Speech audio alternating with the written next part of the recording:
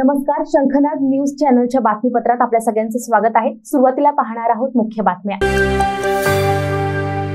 विदर्भ राज्य आंदोलन समिती गेल्या 12 वर्षापासून विदर्भावर सतत अन्याय करणाऱ्या नागपूर कराराची होळी येत्या 28 सप्टेंबरला संपूर्ण विदर्भातील जिल्हा तसेच तालुका पातळीवर करणार आहे। महाराष्ट्र राज्याची निर्मिती होऊन 64 वर्षे लोटले आहेत, तर सत्तेत येणाऱ्या सर्व राज्यकर्त्यांनी नागपूर करार न पाळण्याचे जणू सरकारी धोरणच अवलंबवले आहे। विदर्भात कोळशावर आधारित वीज निर्मितींपैकी 87% वीज ही उर्वरित महाराष्ट्रातील उद्योगधंदे, शेती व सार्वजनिक उपयोगासाठी वापरण्यात येते।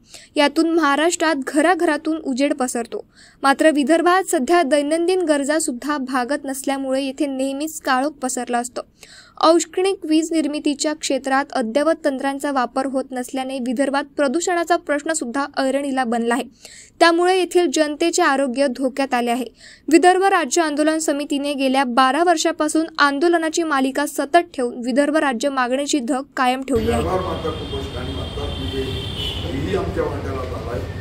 दुसऱ्या बाजूला आम्ही 70% वीज तयार करतो, जवळजवळ 6300 मेगावॅट, आणि हे सगळी वीज कोळशावर आधारित, त्यामुळे प्रदूषण मोठ्या प्रमाणात आहे। आणि म्हणून आपण हे बघतोय की 5 वर्षाआधी दिल्ली आणि हरियाणाची हृदयरोग तज्ञांची टीम येऊन गेली, त्यांनी म्हटलं की हे प्रदूषण नियंत्रणात आलं नाही तर देशात सगळ्यात जास्त हृदयरोगी ते चंद्रपूर जिल्ह्यात आणि विदर्भात मिळतील। आणि जवळजवळ 350च्या आसपास माणसं यावर्षी आमच्याकडे केवळ कॅन्सर या दुर्धर आजाराने दिली आहे, हे चित्र आहे। आणि म्हणून आम्ही ही आंदोलनाची थप कायम राहावी। 10 ऑगस्टला आम्ही आंदोलन केलं, त्याची प्रसिद्धी आपण सगळ्यांनी दिली, ते देशभर केलं, आणि म्हणून ही कंटिन्युटी सातत्य असावं आणि आंदोलनाची थप कायम असावी। म्हणून त्या फसव्या नागपूर करारावर अटी शर्तीवर आम्ही विश्वास ठेवून गेलो, आमची फसवणूक झाली आणि राज्यकर्त्यांनी जे आले त्यांनी सगळ्या विदर्भाला आमचं सविने आमचं लूट आहे। आणि म्हणून त्याचा निषेध म्हणून आम्ही 28 सप्टेंबर 2024ला विदर्भातील 11 जिल्ह्यात 120 तालुक्यात शहरांमध्ये आम्ही नागपूर कराराची होळी करतो। आणि आपल्यावर झालेला अन्याय, नवं जे सरकार आलं आहे दिल्लीमध्ये तिसऱ्यांदा, त्यांना ही जाणीव करून देतो की ही अन्यायाची मालिका एकदा थांबली पाहिजे। शेतकऱ्यांच्या आत्महत्याचं सत्र थांबलं पाहिजे, तिथल्या नक्षलवादाला आळा बसला पाहिजे। प्रदूषणासाठी तुमच्याकडे सोय नाही, तिजोरीत पैसे नाही, म्हणून नवी अद्ययावत मशिनरी आपण वापरून प्रदूषण नियंत्रणात आणू शकत नाही। कुपोषण आपण दरडोई उत्पन्न वाढवून कुपोषण नियंत्रणात आणू शकत नाही। बालमृत्यू आणि गर्भारमाता मृत्यू थांबवत नाही।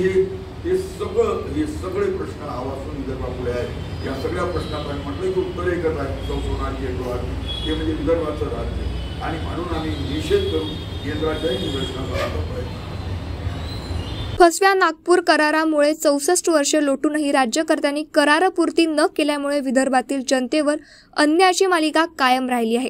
मात्र निर्णायक तोडगा काढण्याच्या दृष्टीने तसेच नव्या सरकारला गंभीर इशारा देण्याच्या दृष्टीने नागपूर करार जाळून येथील जनसामान्यांच्या प्रश्नावर तीव्रतेची जाणीव करून देण्यासाठी व लोकजागर व्हावा म्हणून शनिवार दिनांक 28 सप्टेंबरला विदर्भातील सर्व जिल्ह्यात, तालुक्यात व शहरात नागपूर कराराची होळी विदर्भ राज्य आंदोलन समितीच्या वतीने केली जाणार आहे। क्या हुआ बहू? माँ, पाइल्स की बहुत तकलीफ हो रही है। तो तुम गुदरोग सर्जन के पास क्यों नहीं गई?